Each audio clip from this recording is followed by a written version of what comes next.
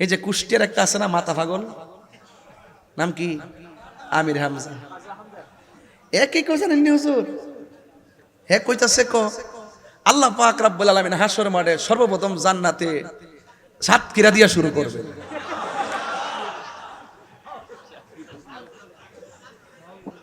আর কুষ্টিয়া মধ্যে থাকবো 64 নম্বরে। এর কুষ্টিয়া কয় নম্বরে? এত বড় জঘন্য কথা যারা বলে, এরপরে এদেরকে ইসলামের মুখপাত্র কিভাবে বলে আমার বুঝে আসে না।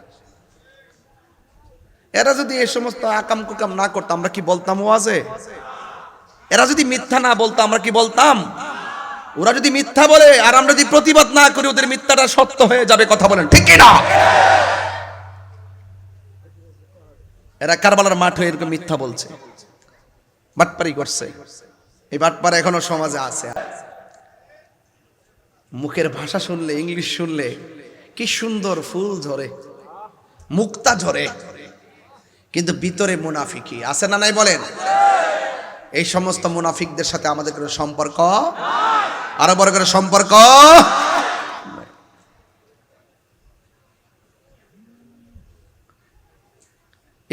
এই যে লোকটা ধরা খাইছে না, এই লোকটা দেখলাম নির্বাচনের সময় এইভাবে সাদা পর্দা লাগাইছে। এই পাশে মেয়েরা আর এই পাশে উনি দাঁড়ায় দাঁড়ায় পর্দার কাছে যায়, এমনি এমনি কয় আপনারা ভালো করে চলবেন, পর্দা করবেন। আর হোটেলে যায় একসাথে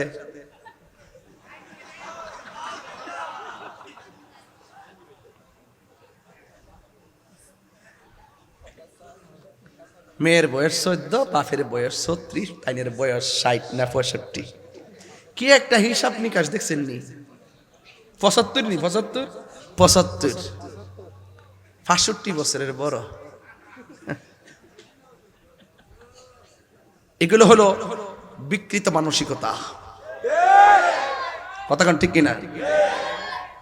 যাই হোক, আমি বলতে চেয়েছিলাম এগুলোর ফলোয়ার আছে, আবার এগুলোর ফলোয়ার আছে, সুন্দর সুন্দর কথা কয়। তো উম্মে সালমা, ওই যে রসুল যে বলছেন তুমি দেখো বোতলের ভিতরে কি আছে, এটা গায়েবের খবর। কথা কোন ঠিক কিনা? রসুল তো আগেই বলে গেছেন। আর ওই মৌলবী বলে রসুল জানে না। রসুল নাকি মূর্খ? নাউজুবিল্লাহ না কেন?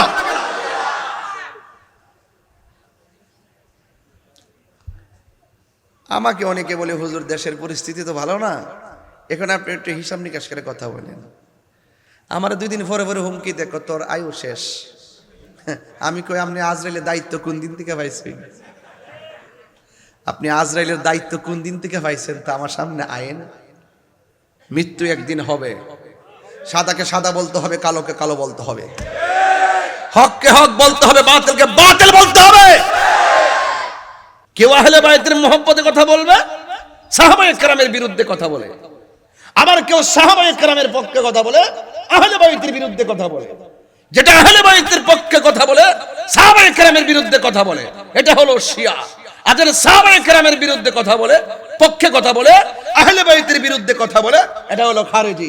আমরা খারেজিও না, আমরা শিয়াও না, আমরা আহলুস সুন্নাত ওয়াল জামাত। এটা কনসেপ্ট, এটাই কনসেপ্ট। এলার্ট থাকা লাগবে। মিষ্টির সুর দিয়ে কথা বলি, শুনলে পাগল হয়ে যায় না। আকীদা ঠিক থাকলে আসেন তো, আসেন না, থাকেন, ফোন দিবি। আকীদা ঠিক থাকলে, আকীদা ঠিক থাকলে সব ঠিক আছে। আকীদা ঠিক না থাকলে নামাজের কোনো দাম। কারবালার মাঠে ইয়াজিদ নামাজ পড়ছে কি পড়ে নাই? আর বড় করে কোন পড়ছে কি পড়ে নাই? ইয়াজিদ নামাজ পড়ছে। নামাজ পড়ার পরও মুনাফিক বেঈমান। কথা বলেন ঠিক কি না? কেন? তার অন্তরে আহলে বায়তের মহব্বত নাই।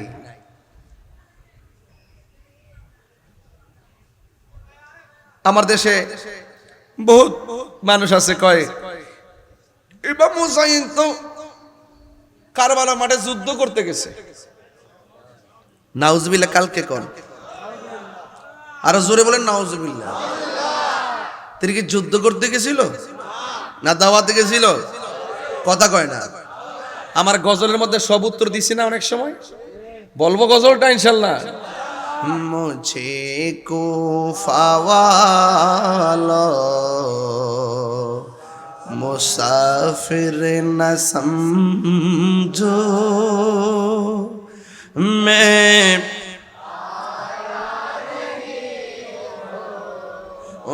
बुलाया गया हो कि मेहमान बना कर सताया गया हूँ मैं रोया नहीं हूँ रुलाया गया हो। আমার যুবক ভাইরা মনোযোগ দিয়ে পড়েন।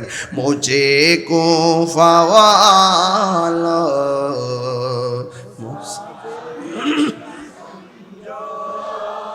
मैं बुलाया गया हूँ मैं बुलाया गया हो खुदा जाने कैसी है ये मेज़बानी 72 प्यास हो कहीं बंद पानी मुक़द्दर में है हौज़ कौसर का पीना मैं प्यासा नहीं हो पिलाया गया हो সবাই मुझे को फ़वाला मुसाफिर में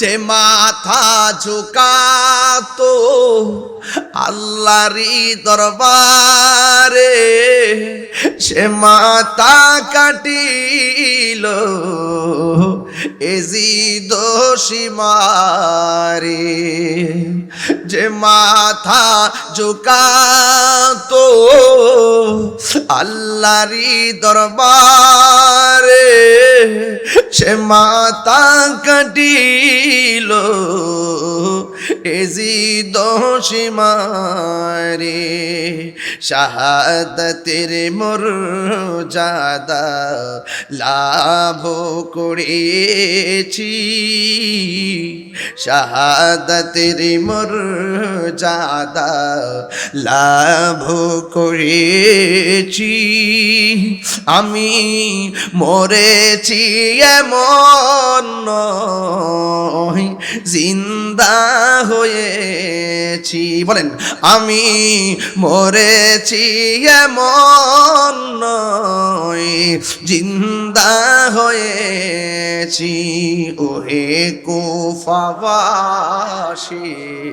আমায় মুসাফির ভেবো না আমি এমনিতে আসিনি দাওয়াতে এসেছি মেহমান বানিয়ে কি যে কষ্ট দিল মেহমান বানিয়ে কি যে কষ্ট দিল আমি কাঁদিতে আসিনি কাঁদানো হয়েছে